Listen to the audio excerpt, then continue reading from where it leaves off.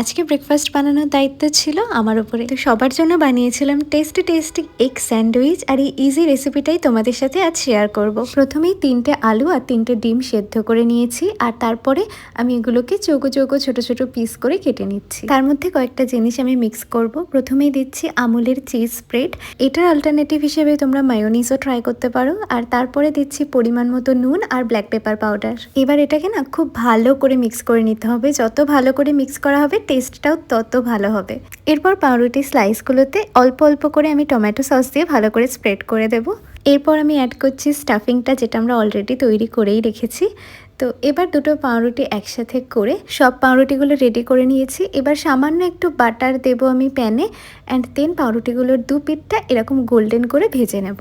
And breakfast ready in just 5 minute. একদম কম সময়ে, অথচ এই সুন্দর ব্রেকফাস্টটা করে খাওয়ালে কিন্তু সবাই খুশি হয়ে যাবে। আজকের মতো টাটা।